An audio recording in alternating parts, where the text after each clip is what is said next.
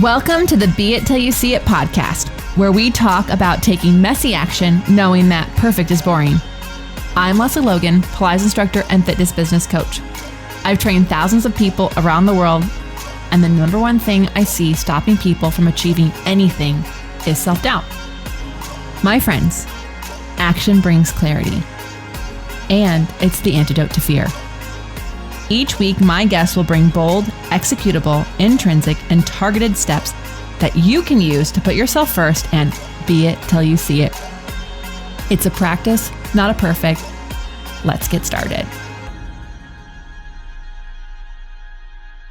All right, Be It Babes. I'm really excited. I have a badass woman for you all to listen to. And I find that when I am working on doing a new project, doing new things, I really need examples of people who've done that to like almost be like a spirit animal, a spirit guide, some sort of compass, because it can feel like you're the only person doing it. So Lindy, Nowak, thank you for being here. Can you share everyone with who you are and what you're up to? Sure. Thank you so much for having me. I'm so excited to be here. So I am the founder of a website company called Up in a Day, and we are 2 years young. And I started it because previously I had a digital marketing firm. And we were doing a lot of branding, a lot of 360 campaigns for big clients. But what was happening is we were getting a lot of entrepreneurs or new businesses coming to us and saying, look, I have this website. I'm not happy with it. We're not found on Google. The messaging is off, or it's half done, or I spent $10,000 and I don't even know who built it anymore. And it's so old.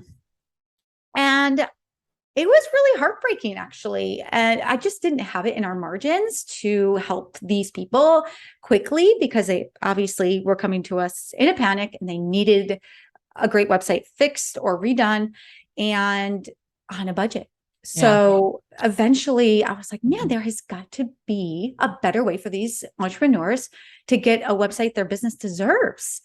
And that's how Up in a Day was born. I think that's really cool. I'm so sorry I'm interrupting you, because what I want to just like highlight here is like, same, like we meet a lot of people who either they spend too much money on the wrong thing. So somebody sells them on like some $15,000 website that is supposedly like going to be optimized for Google. First of all, they should all be optimized for Google. This is not a thing anymore. Like that's how they're all built. Okay. they're all built like that now. Okay. So like if you go to Squarespace, it's going to be built for Google. Okay, exactly. Right. So, so don't let them put that as a price tag on there. And then also like they often don't know how to work the site. So then every time they want to make something different, any changes, and then the person who put the copy in there, it's just like some standard, like boring words that don't actually resonate with anybody. And then because they're the person with the idea, they don't know what they're supposed to do. So then they're screwed because they just spent their last dollar, all their savings on this amazing idea. That is heartbreaking. I understand that. Oh, it happens so often. And it is heartbreaking. When I started the company, I was like, okay, what are the real problems that these people are currently having? Like, what have they gone through that we can completely change and fix? So that's speed. So they don't have to wait weeks and months. It's getting on Google. So we partner with Squarespace. And do all their SEO. So all the nuts and bolts are ready to go. And then what happens after it's built out? What if they just want to make like minor adjustments and they don't know how, and they don't want to wait weeks for their web developer to make it?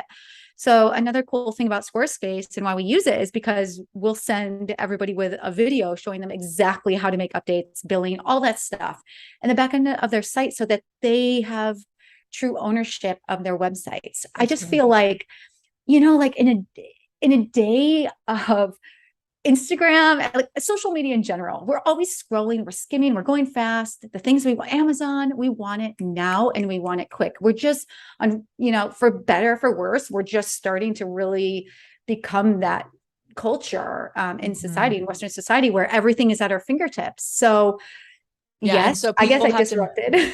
So people have to move faster. And it is true. Like, it can be so scary when you're not someone who considers yourself tech savvy, but your business has to be online, and then you have to make these changes.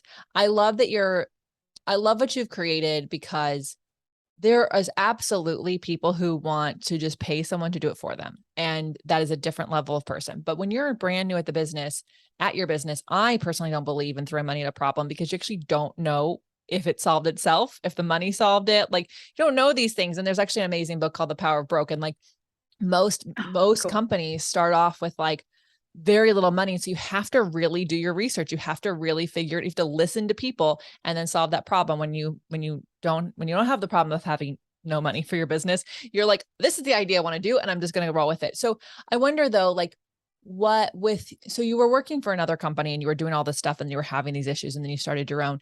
Was that something that like came easy for you? Was it scary for you to like start up with something new? Like, and also how'd you get people to hear that you exist? Oh my gosh. Okay, let me premise by saying I had many sleepless nights, but it was so worth it. I actually spent 15 years in corporate. I was working in New York City. And actually I moved to Miami, where I'm at now. And the digital marketing company was mine, but it was like all referrals. We never had to go reach an audience because we had big clients from New York City that were referring others to us. So, it was like, when I started it, it was like, I thought by starting a website company that was built for millions and millions of people who are struggling for a great online presence, we were just going to get customers coming at us left and right, and we're going to reach, everyone's going to know about us, and it's going to be amazing. And I'm going to make so much money, and it's going to be so fulfilling. I remember the first month I started, it took 6 months just to develop the business model and the processes, because the whole point was like to make my life easy as well, like very turnkey, very solution oriented, very streamlined, and to have it very transactional. So that was a lot of work. So that's where the sleepless nights came in. 6 months. I want to just highlight that, like 6 months, y'all. I think it's really easy. Even if you just tune in at the beginning, you're like, oh, she went from that to this, and now she's got this great thing.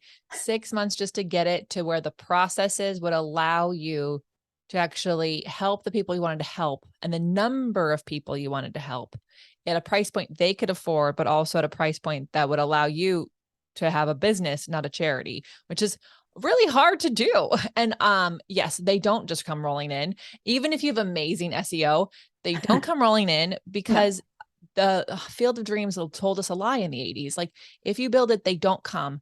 You have to build it and then talk about it all the freaking time to the right people.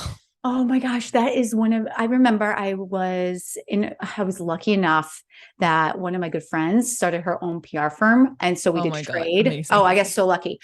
So anyway, she got me this really great interview on medium.com. And that was one of the things that I said is like, when you are starting a company, it's all about getting out of your comfort zone and talking about what you're doing to everybody. And I wasn't like that. I was very much an introvert at the time.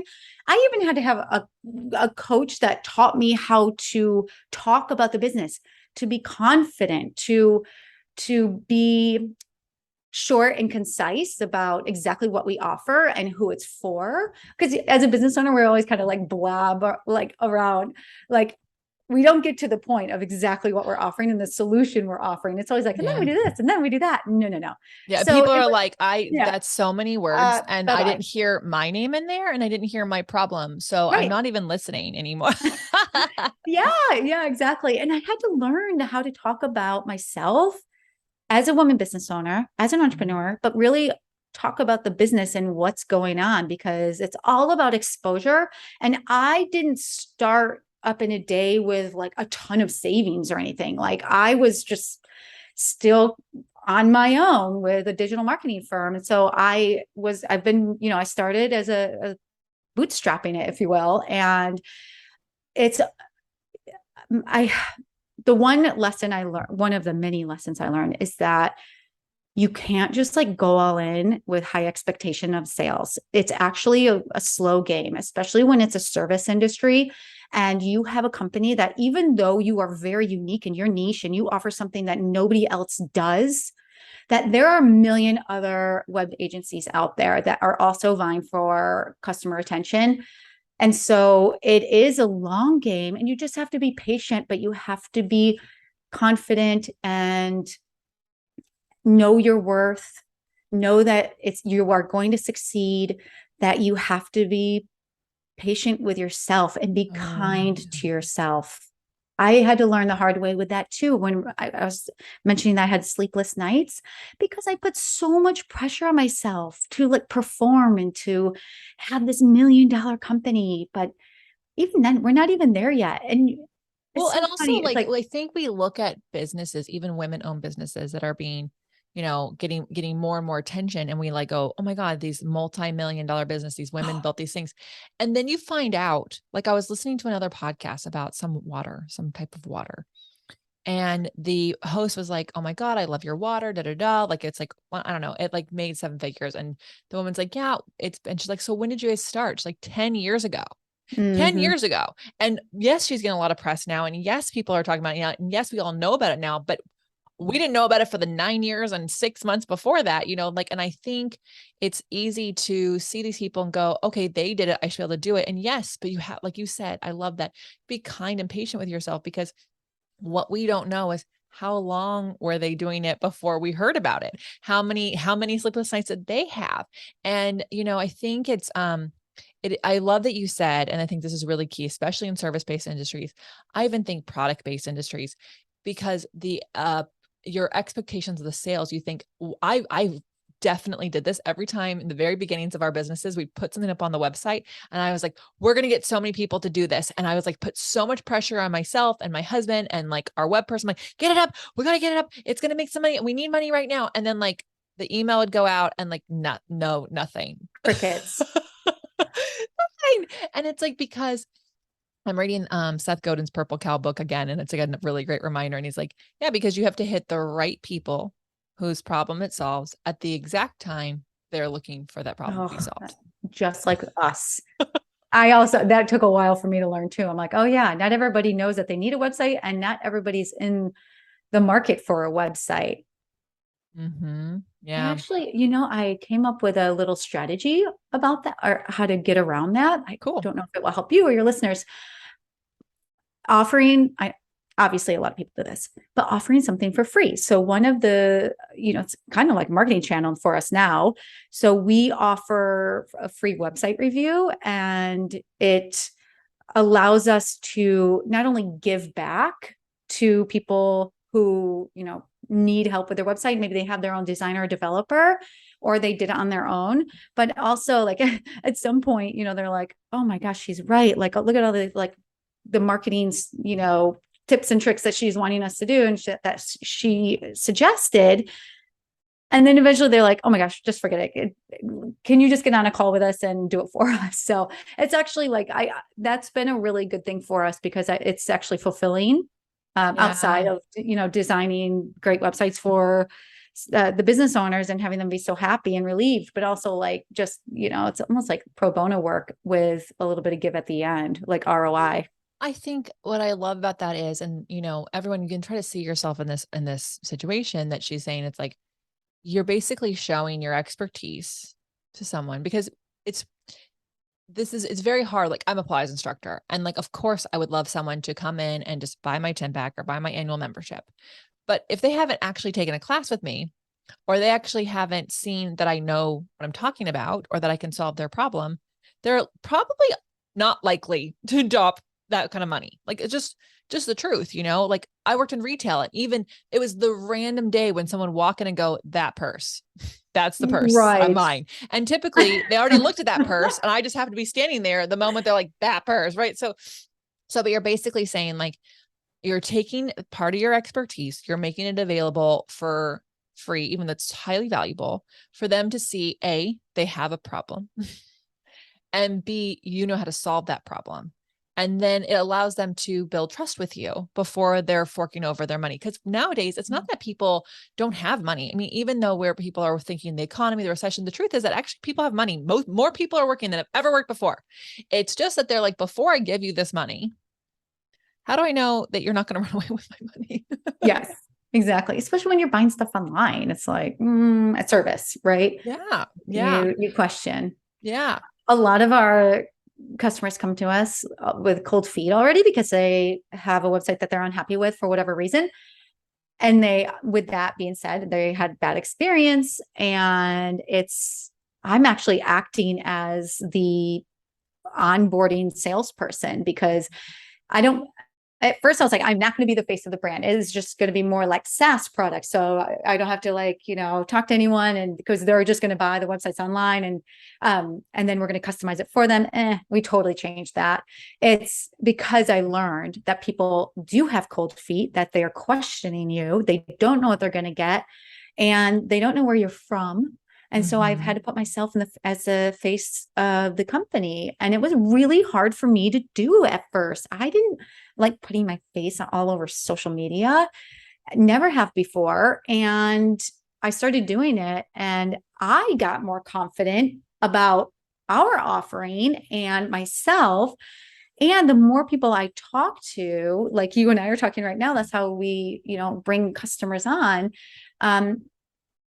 I just, I have trust in myself and our product. So when I talk to people now, after 2 years of doing this, I can tell them, I'm not quite sure Up in a Day is for you. Maybe you don't need to redesign your website. Like, I don't want to see you putting $4,000 behind a brand new website. Right. But some people think that if I just put money at the problem, then the problem is fixed. But it's like, but that might not be the problem. Especially, oh my gosh, totally. Especially, and you mentioned it earlier, like if they don't know who their market is, that's one of the questions we always ask, because all of our websites are built for their marketing and sales goals. If they don't know who they're going after, it's really difficult for us to execute in a way that works for their business. And we're like a very honest company and very communicative about the scope and what we offer. And it's almost like you need a quiz for those people like you. So yeah, in case you want to create something more for yourself, I think a quiz for people might be helpful. But I want to go back to something, because you're telling that, I hope everyone's hearing this. She's telling this amazing journey. She's like, this is the idea I have. I'm not going to be the face of it. And then you quickly realize you had to pivot. And I know everyone hates that freaking word pivot, but like, let me just tell you that word wasn't invented in 2020 and it ain't going away. Like very, very rarely is an idea that is successful at the end the same thing that it started at the beginning. Very rarely. Most everything has to evolve, has to change, has to grow, has to react to what people are saying to them when they do it. Because you're like, okay, when we say this is what I mean. And then people go, oh, are you talking about, my iPhone watch? And you're like, no, what made you think that? Okay, now I have to change that, because that's not actually, like, it made people think of the wrong thing. And so, I've had to change. We've had to change the boxes on our flashcards. So we had flashcards that had one box, and then quickly realize, oh, actually, if we want to get them in stores, we want to get them in places, we have to make them more commercial. We have to make them look more like this. So to change everything. And it's like, I think we get hung up on, but I said it was going to be like this, so it has to be like this. And actually, we need to be a little bit more malleable.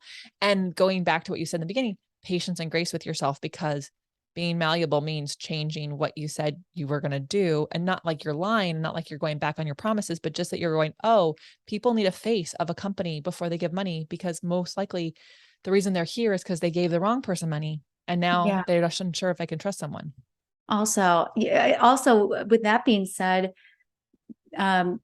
being graceful, right?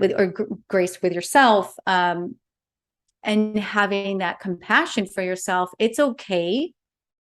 Let me give you an example.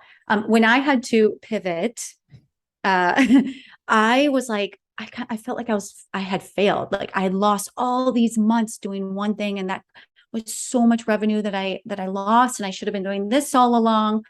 And so now, oh my gosh, the thought of having to do all that work to change everything, change the website copy, it's okay. You have to tell yourself it's okay. Just start with what is the most important thing you need to do right now, and then divide up your day, your week, and make the change and go slow.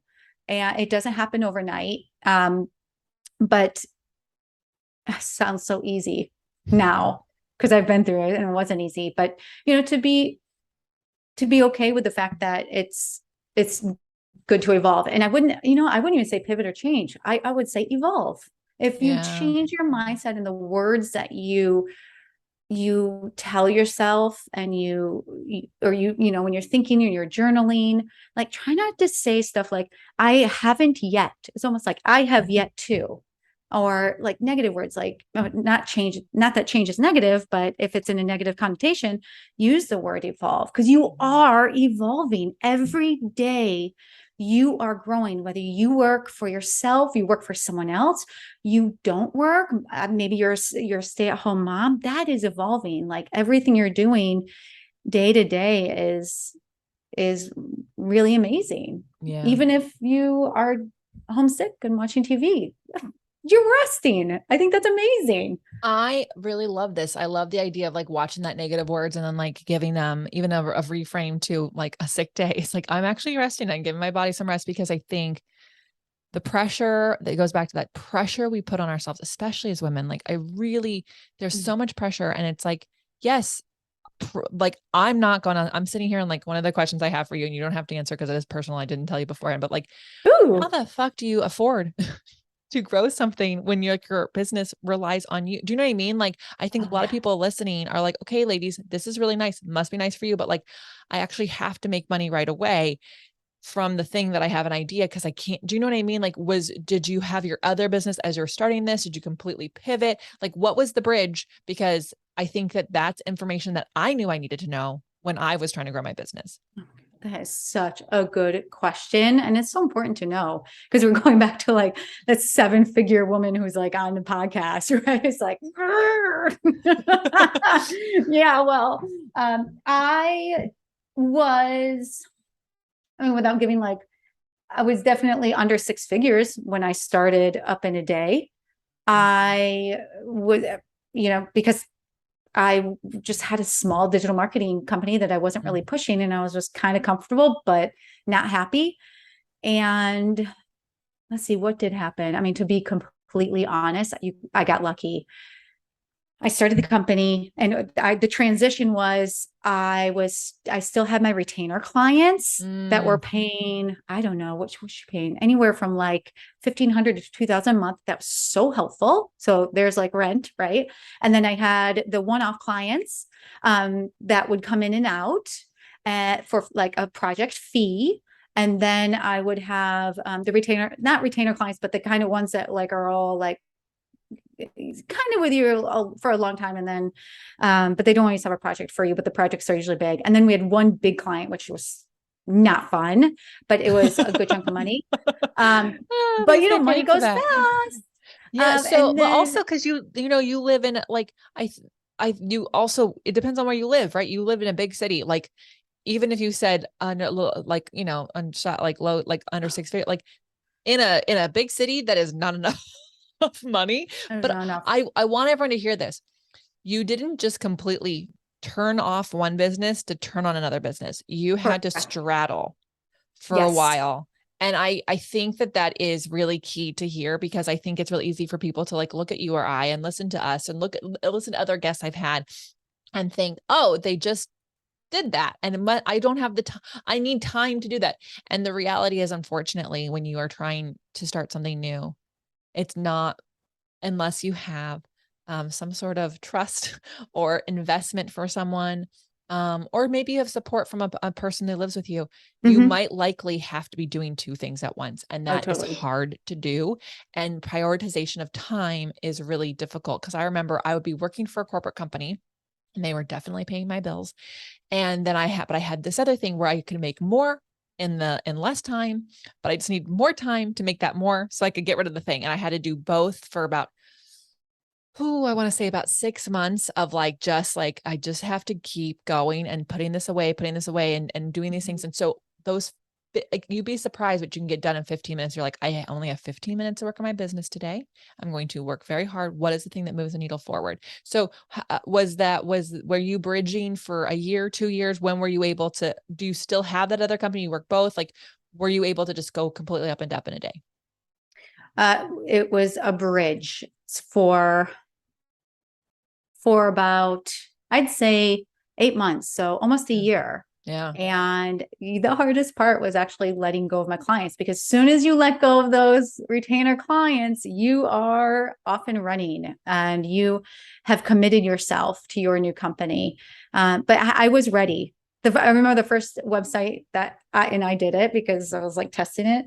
It was for my CPA, and he had a really terrible website and he had mentioned it. I'm like, oh my gosh, I would, can I just redesign that for you? And you give me a review. And yeah, I did. And it was awesome.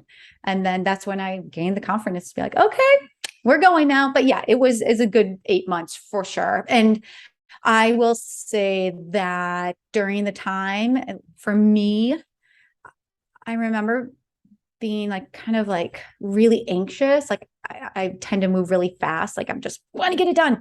And that's how I was. I was like, why isn't this done yet? Oh my God, why aren't we launching yet? Like, this is so annoying. I just want it done. And I just want to have up in a day because I know it's going to be great, but it's taking so long and there's so much to do on a daily basis. And it's not ready yet. And I just wish so bad it could be ready. And I was just like putting for myself that way. That's not a good thing to do. Just, yeah, you definitely want a mindset of those Pomodoro moments, if you will, where you're like, okay, I'm going to put 15 minutes straight and I'm going to get a ton of work done. And then I'm going to go back to the day job. And then I'm going to do it again in 2 hours and then go back to the day job. That's what, if I could go back, that's what I would have done. I also didn't work a million hours. Yeah. Can you explain the Pomodoro method? Because I know it. I love it. I need to implement it more, but can you explain that to people who might not know it? I also need to implement it more. I'm not doing it right now. Yeah. It is a method it's a work method in which you are structuring your time. It's time management system, and you work, you set a timer. It's for 25 minutes and you work only on that project. You shut everything off, put your phone away, put your messages away, all that stuff, your email, and you only work on that one project for 25 minutes and then you take a break. And however long that break is, I can't really remember. Maybe it's an hour and then you go and then you just I don't do that. Remember that. I don't remember the break either, but I know you just do that. And it's like proven that people get a ton done. They're super focused. And like, we don't really actually like, yes, if you are working on, you have a regular job and then you're working on your business, you might have 8 to 10 hour days. But the truth is that if you implement this method, and we'll find a link to it, y'all, and put it in the show notes. Yeah. But Amanda's like, we will. Yes, we will, Amanda. Thank you so much, Amanda. But like, but what you would be surprised is if you actually don't just have this open block of time, like, okay, I've got 6 hours on my day off to work on my business. But if you actually like break it off into chunks, you can get more done in less time. And it's really amazing. And maybe we'll put that in our beat action items. We'll both work on the Pomodoro method implementation a little bit more. Okay. Lindy, what are you excited about right now? Like, what is it that you're working towards right now with your business, with your life? Like what's the next thing to come? Oh my gosh, that's a big question. I guess the answer would be that we are in growth phase, which is super exciting. And that means that what that means is we have found a marketing channel that is starting to bring in the leads, that is working for us, that we are not putting a lot of money behind paid advertising, which is amazing. And exposure and getting the word out and beginning to see people in like almost like third removed referrals coming to us. We're being found on Google when someone searches quick website or website agency, quick turnaround, like we're showing up and it's fun to see that exposure because remember I mentioned that I was like pushing it, like we're going to get so many customers, like da-da. And it wasn't like that until now. And it's 2.5 years. So, and now I'm seeing it and that just like gets me so excited. You can see, here's an analogy. You can see in front of you the hot coals on the bonfire and they're beating red and they're just ready to catch fire. And we're looking at that red hot coal. I'm getting like goosebumps thinking about it because the most rewarding thing about the most rewarding things. Having watched myself grow as a business owner and a confident woman, which before I was not so much. I was a different way. And then the second is like how happy I see these clients of ours once they see their website, because it's like the big reveal. And that is so rewarding. It's so cool to see.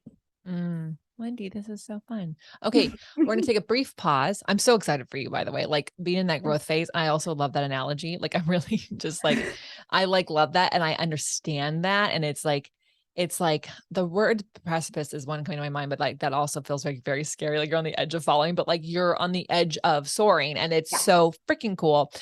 Okay, Lindy, where can people get in touch with you? Stalk you? Get a website. Stalk us. You can stalk us on our Instagram. You can find us on our website. It's upinaday.co. Great. Love that. We'll put all of those links below. And is your Instagram also up in a day? Yes. Great. That's amazing. Okay. So bold, executable, intrinsic, targeted steps people can take to be it till they see it. What do you think? I'll give you 3. The first one is be kind to yourself. And action item, take your yellow sticky notes and put them all over your bedroom or your bathroom mirror, and do little affirmations about how you love yourself, or I'm rocking this, or whatever it is. You can actually Google self-affirmations online, and like thousands come up, and it's amazing. And then the second one is have the Pomodoro Method. Try it. Just try it. Get a little timer and get one of the little tomato timers. Then you're really doing the Pomodoro Method. And try it. Just try it out. If you're transitioning into a different career, you're pivoting, or whatever it is, try the Pomodoro. It's awesome. Mm-hmm. And then the third thing is, I would say, outside of the Pomodoro, structure your time by writing lists. Even if it's a journal, like start your morning or at the end of the day and list out every single thing that you need to do the next day. And then the next morning, either put it on a whiteboard, just like 5 or 6 things, and then just keep everything in a list so that you don't feel overwhelmed. Because if you guys keep it all up in your heads, it gets very overwhelming, and then you aren't focused. So just put it out on paper. I love all of those. I love all of those. I already can see some of our listeners, you know who you are, putting those Post-it notes everywhere. And we are big fans of timers around here. We have the time cube, and freaking like my husband and I we used to share an office, and now we separated offices because it's just, we work very differently. But I can hear his time cube go off, and my time is keeping us, and the dogs are just like, what are all the beeping? Lindy, you were amazing. I'm really grateful for how authentic and vulnerable and just willing to share your journey and what you're doing with our audience. I know that so many of them will definitely need up in a day for themselves and for where they're going and what they're being it till they see it in, but also just like hearing your story really does make people feel so seen, because yes, that is how growth of business looks like, everyone. It just takes the time it's going to take, and you have to show up every day. And just thank you for sharing all of those truths with us. Everyone, how are you going to use these in your life? So tag up in a day, tag the Beit Pod, screenshot this, send it to a friend who's also trying to build their thing. Let them know, like, hey, it takes time. Be kind to yourself, and let us all know so that we can probably make the world a better place. If everyone's being kind to themselves, imagine how they're going to be nicer to others. So until next time, my loves, be it till you see it.